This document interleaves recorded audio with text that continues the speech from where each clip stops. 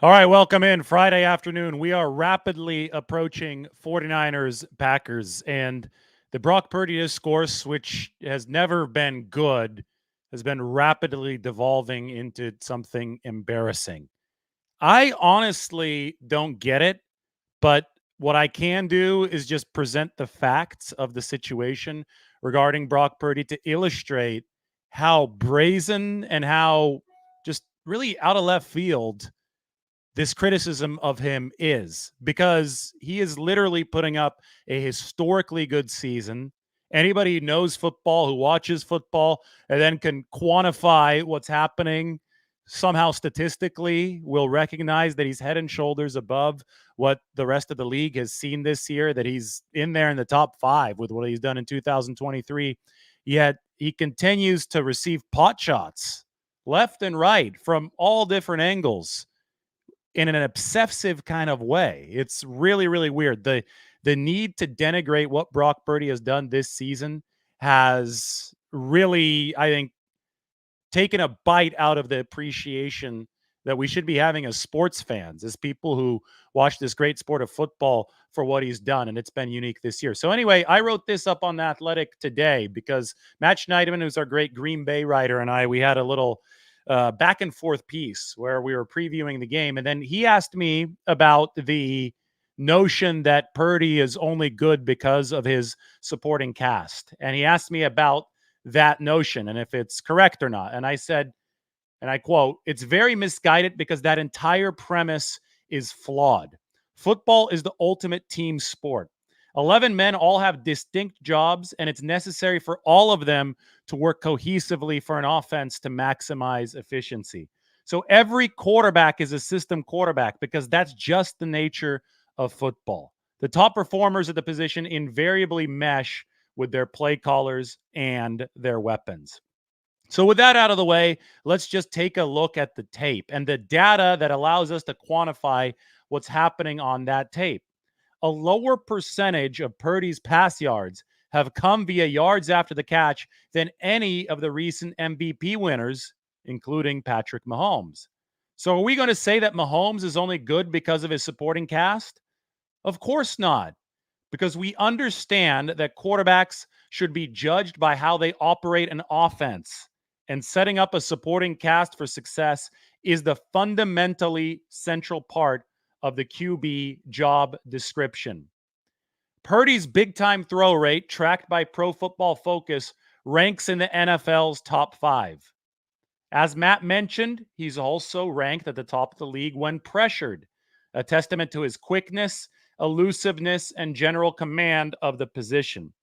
It's worth noting that Jordan Love has been right behind Purdy since midseason in terms of efficiency when pressured, which sets up a hell of a duel on Saturday.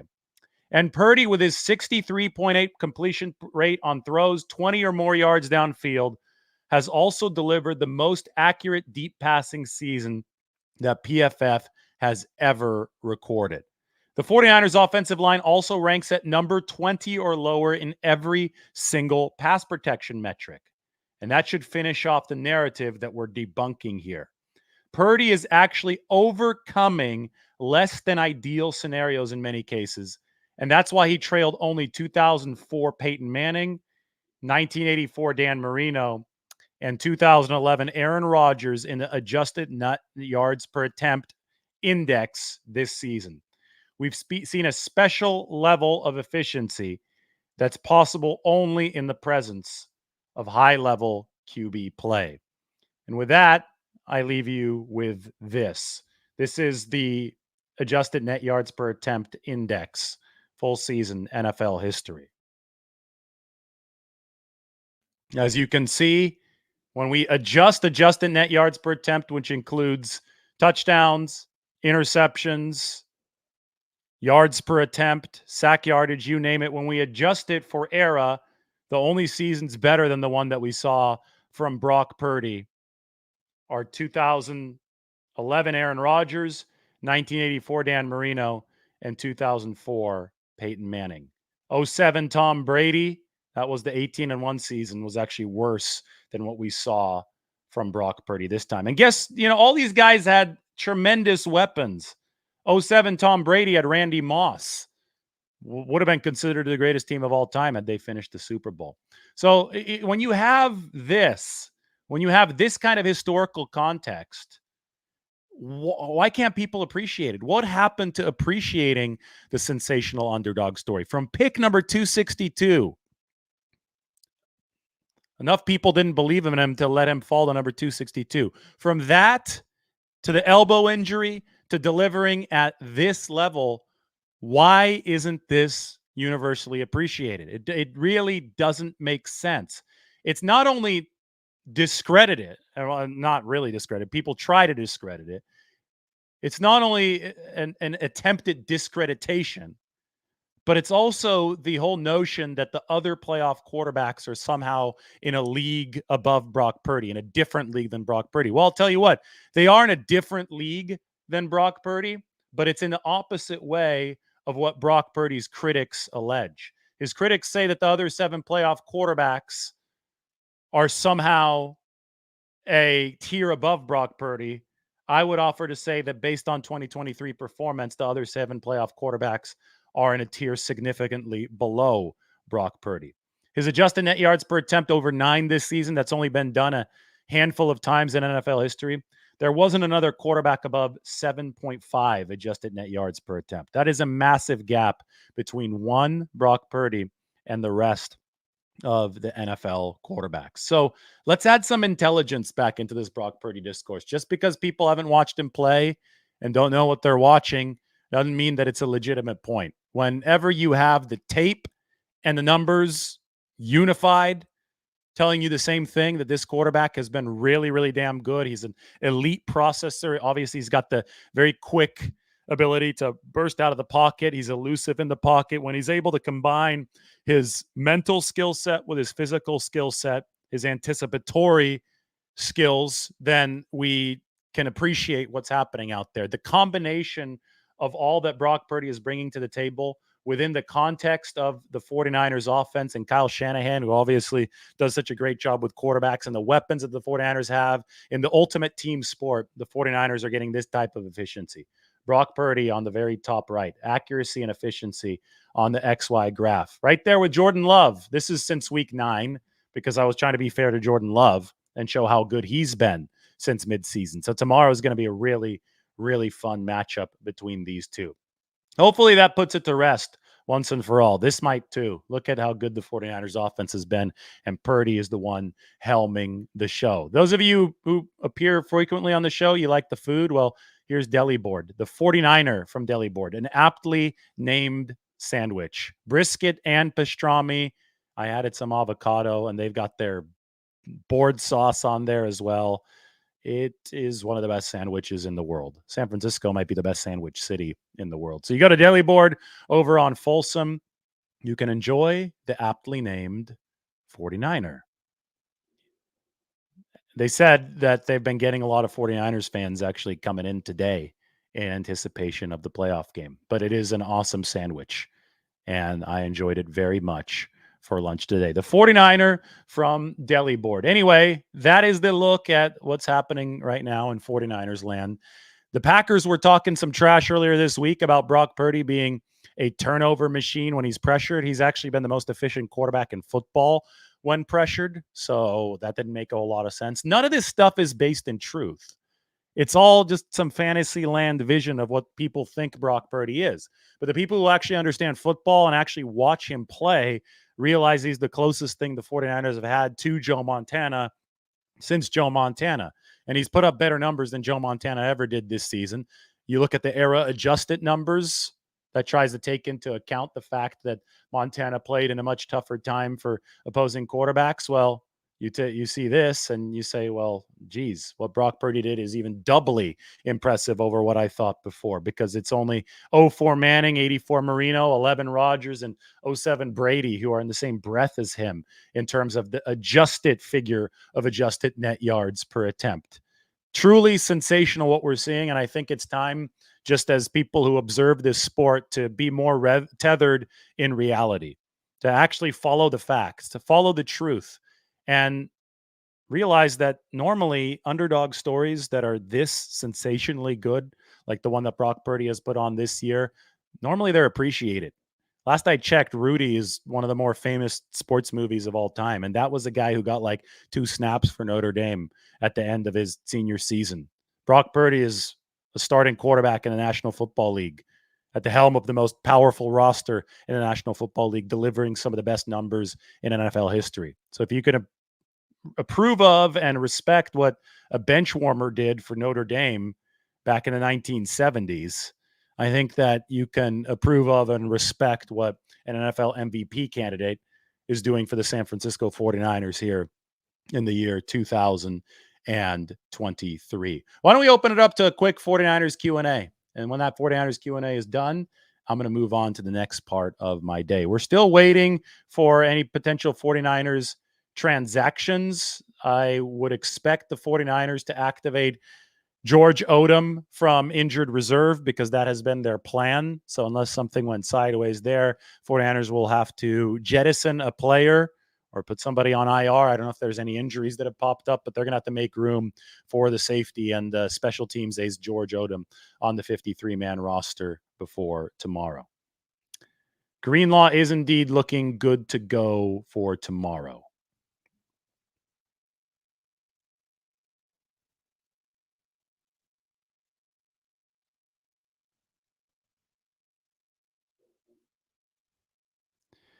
I think the Packers are. Oh, it's Trent. What's up, Trent? I think by the way, congratulations to Trent. Not going to say anything out loud, but congrats to you.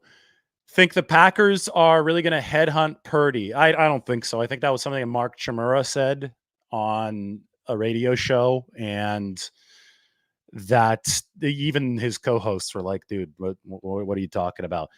I There are ways to rattle an opposing quarterback without picking up a personal foul flag, which is what I thought was really weird about his advocacy for going after Brock Purdy. I think that the teams need to play within the rules because that's what benefits teams the most. Once you start giving up 15-yard penalties just because you're hitting the quarterback, I think it defeats the purpose. Those are big momentum builders for opposing offenses too. So I don't think Green Bay is going to go in that direction. I think that was just talk radio dribble.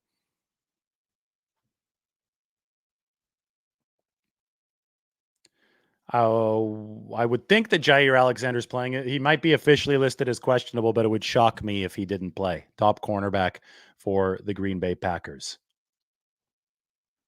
Yeah, if the 49ers run the ball 40 plus times, I'm almost certain they're going to win. But to run the ball over 40 times, a lot has to go right for you. You have to pass the ball well to run over 40 times. You have to make sure that that box is loosened and honest against the pass so you have room to run in that kind of way. So it's not just, oh, let's run 40 times into a brick wall and win by 21. Running 40 plus times is an indication that you're doing other stuff right in the football game.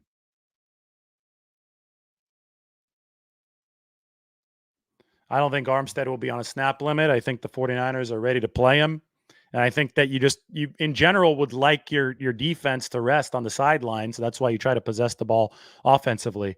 Injured or not, plantar fasciitis or not, you don't want Eric Armstead in the defense out there for too many snaps. Ray has been good to go and continues to be good to go. Spencer sums up this Brock Purdy stuff really well. He's out of hypotheses. Some people are just delusional. But there's just a weird fixation on Purdy. It's people with big followings going out of their way to negatively single out Brock Purdy when they're discussing quarterbacks in the National Football League. And you know what? When this is the case, when he's delivered such a sensational season, that just isn't acceptable. It's just not. I mean, we have to maintain some connection to the truth.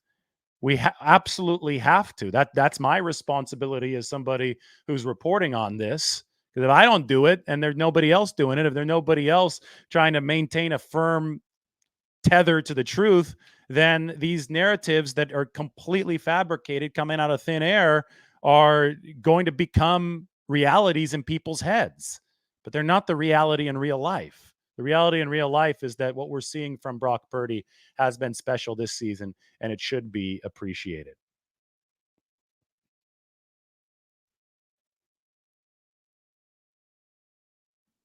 I don't see why the naysayer can't admit when they're wrong on somebody. I mean, I think a fundamental part of intellectual, positive human discourse is adjusting your view based on new information. It seems that people have made their minds up on Brock Purdy really early, though, and they're not even open to admitting new information, or they don't know what they're watching. And that's a bigger problem, right? If we can't have discourse that evolves over time based on new evidence, if people are going to be staunchly dug in for whatever reason on the wrong side of something without even considering new information, well, that's, I mean, maybe that's a reflection of society as a whole, but it is a problem, and it's especially a problem in this discourse.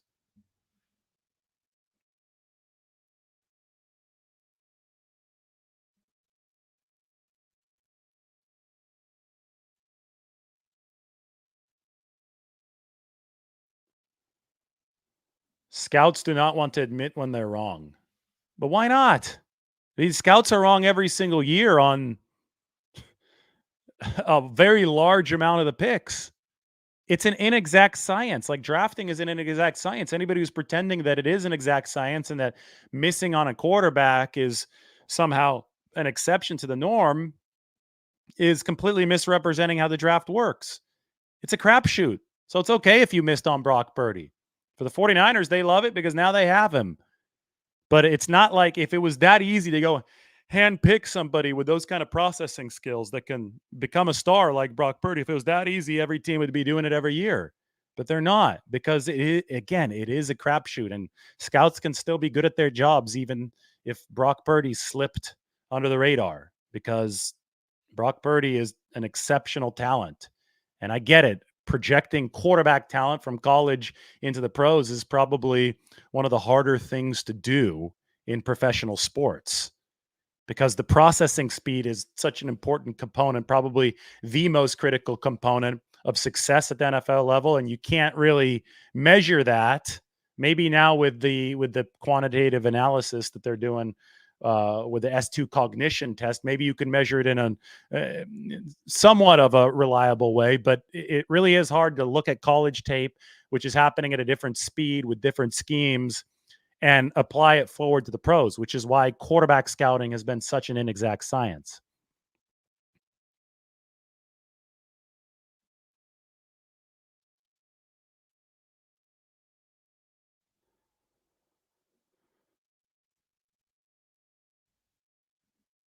Can't answer about the rain. Forecast now shows some sun tomorrow. Yet yesterday was 90% rain. The forecasters seem confused about this one. I think there's a system coming in off the Pacific Ocean.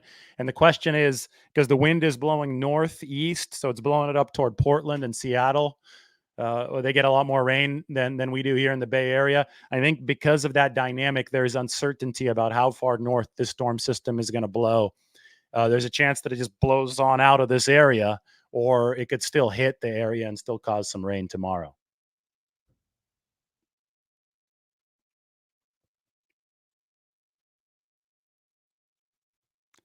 Green Bay is ranked very low in run defense.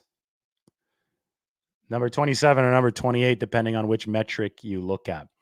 All right, I got to get rolling. So thanks everybody for your questions. Again, we took a look at the actual truth of the Brock Purdy numbers. And I normally don't just sit here and dedicate an entire spiel toward it, but I just feel that perspective and the actual truth, not just perspective, but just actual truth, is important. And this is where Purdy ranks all time in his 2023 season. This is where he ranks amongst quarterbacks this year. Over 9 adjusted net yards per attempt. Nobody else was over 7.5. This is what it looks like on the chart. And tomorrow's matchup is so exciting because of that. Purdy and Jordan Love over in the corner. This is where the 49ers offense and the Packers offense is. Run and pass efficiency, both through the roof. So make sure you go ahead, check it out. We have worked really hard all season long covering this team over on the Athletic, and that's why I decided to write a little bit of what needs to be said, what needed to be written about Brock Purdy and the general thoughts about his play, his performance as it relates to the other quarterbacks. It's been a whole lot better than the rest of the league so far this year. Now he tries to carry it into the playoffs. So everybody, thanks for watching. We'll talk to you very soon.